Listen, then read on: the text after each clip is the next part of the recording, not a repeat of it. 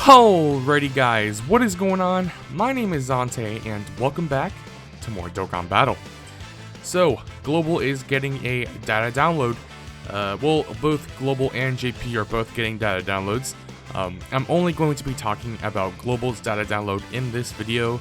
I have talked about what JP is getting in their data download in a couple of previous videos.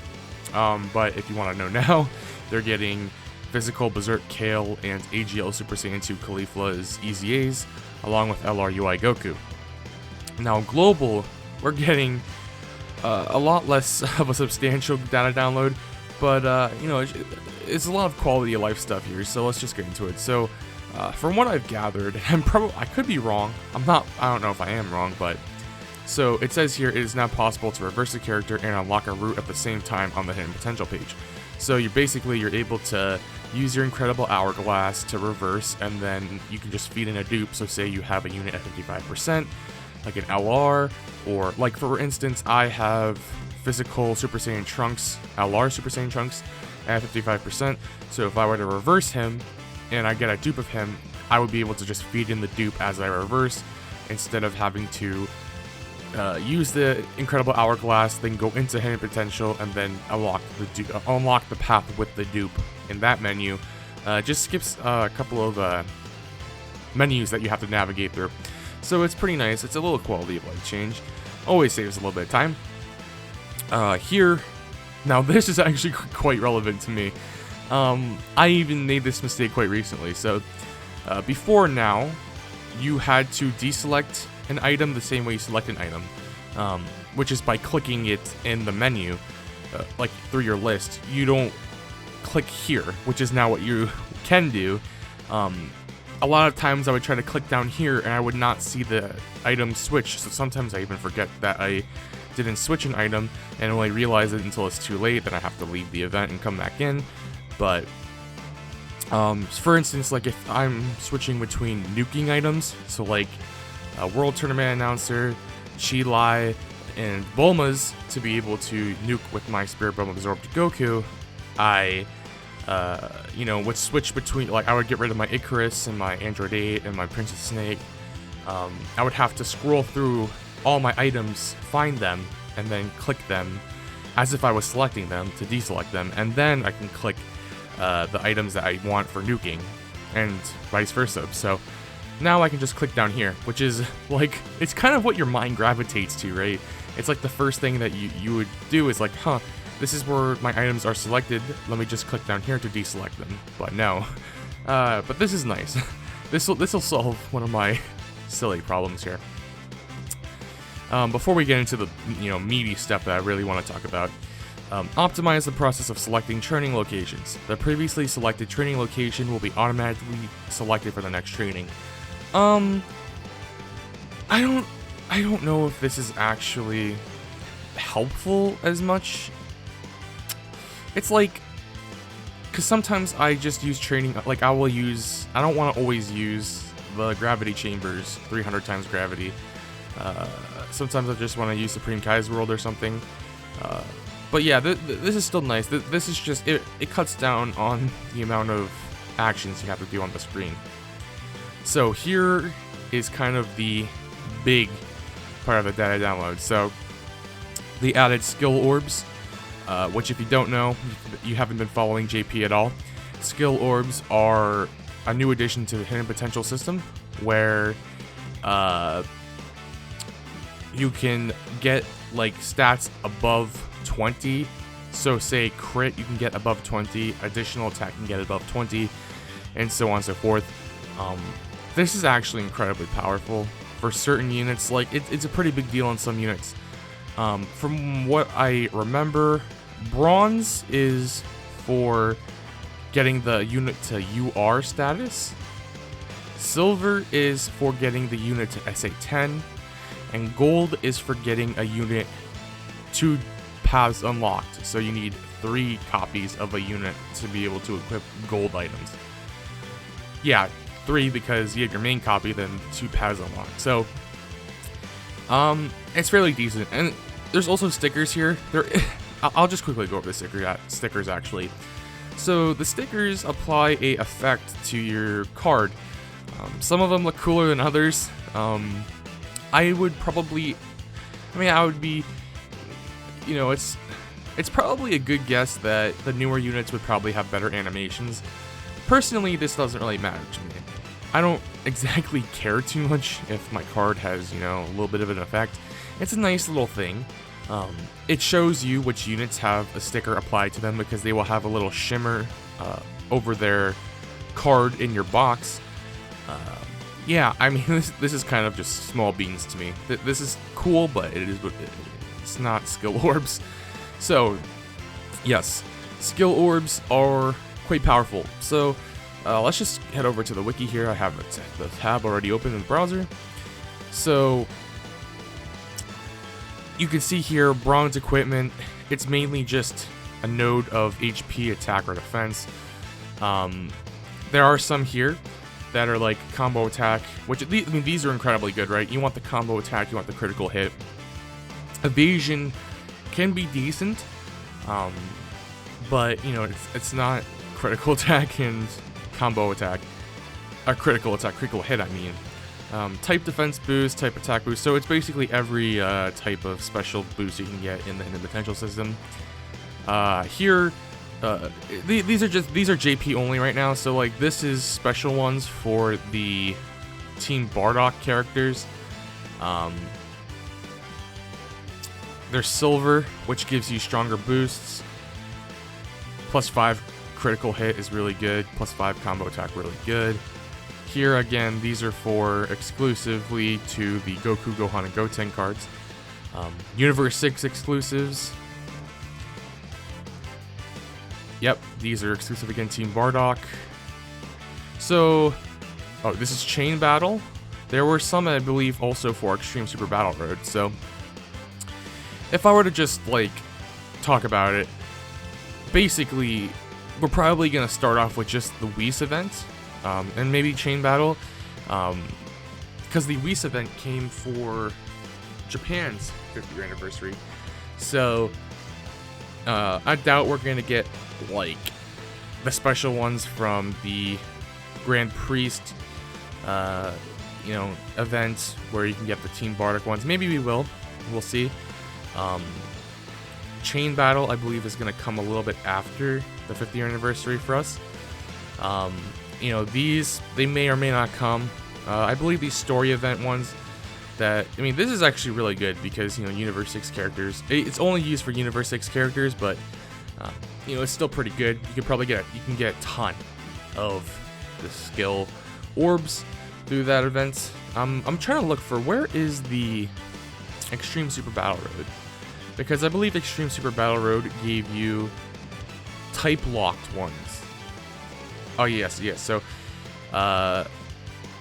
you can get crit plus attack, additional plus HP, or dodge and defense, and they're type locked. It's fairly nice. So why is this such a big deal? Because certain units are going to want, or not want, but they're going to benefit heavily from increased crit or combo attack. I have some of those units here actually, so let's just talk about that. So a unit like the Super Vegetos, I have both of them open. I have the physical Super Vegeto. I don't have this AGL Super Vegeto, but they both counter, right? So he has actually an easy A. Attack and defense plus 40% within the same turn after receiving an attack. Foresees enemy super attack when HP is 40% or less. Damage received from normal attacks minus 80% and counters with tremendous power. Both of these units counter. So counter units, the gimmick, it's kind of cool. I personally love my physical Super Vegeto, but he's not that good, right? At least not right now. You can only get so much damage from crits. Most of the time, in the more difficult events, you're gonna get slaughtered. You're gonna get hit a whole bunch, and then the damage he does from his counters, even say plus additional attack plus 10% with each attack received up to 100%, you're not going to be really hitting that hard. It's mainly going to be like a mosquito to the enemy where it's just nothing. And that's just for more difficult events like Legendary Goku event, or Extreme Super Battle Road, or Battlefield, or Infinite Dragon Ball History. Yeah, like having a crit orb, increasing their crit will increase their chance to crit on their counters. And all of a sudden, counter crits are really good. They do a lot of damage, and then all of a sudden, it starts to build up that crit damage. So, yeah, crit on counter units is definitely the way to go. Now, for a unit like EGL Super Gogeta, I even have the LR Blue Fusions here. They would benefit, I believe, more from additional attack.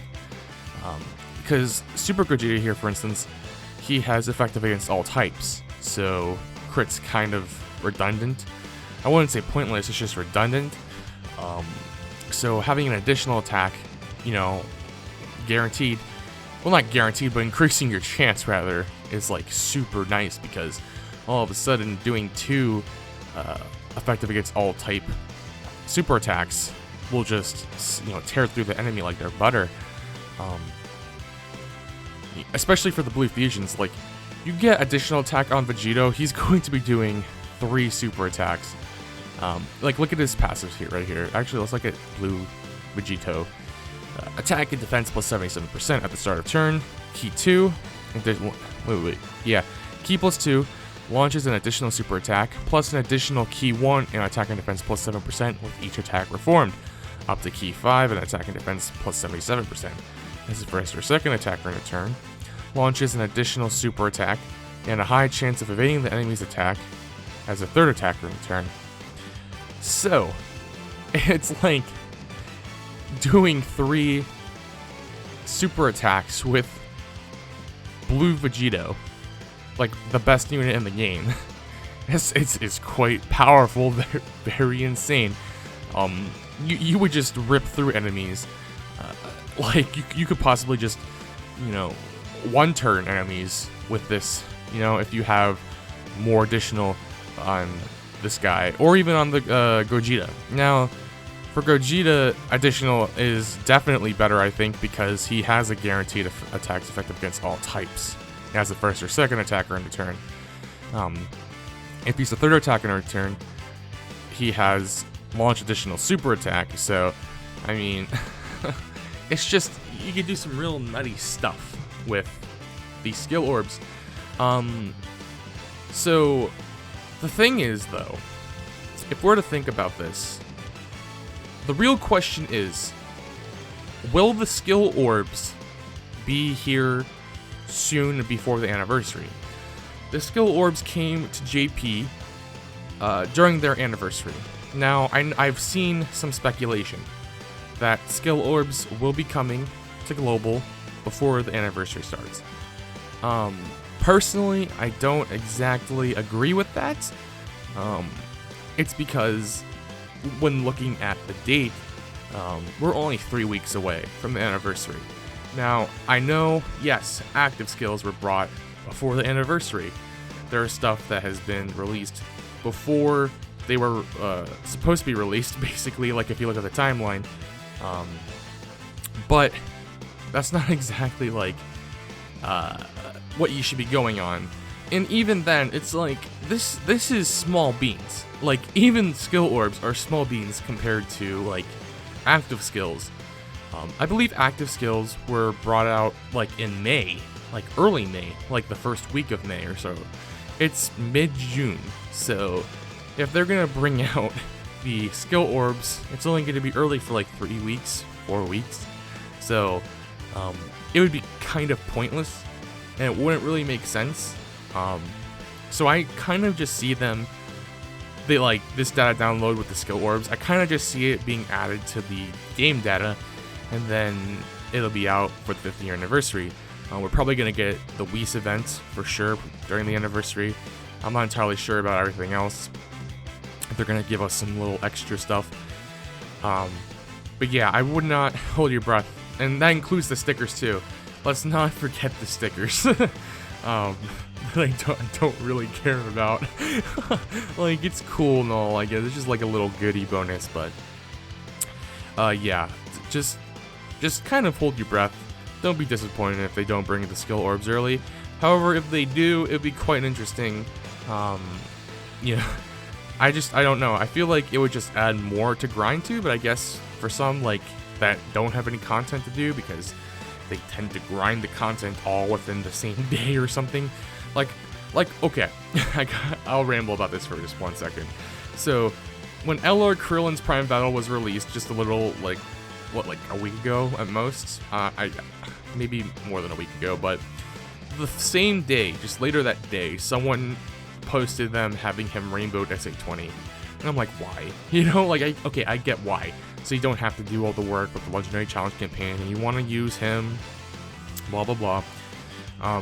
You want to have him ready for the World Tournament. Actually, that's kind of not a bad idea. But why within the same day?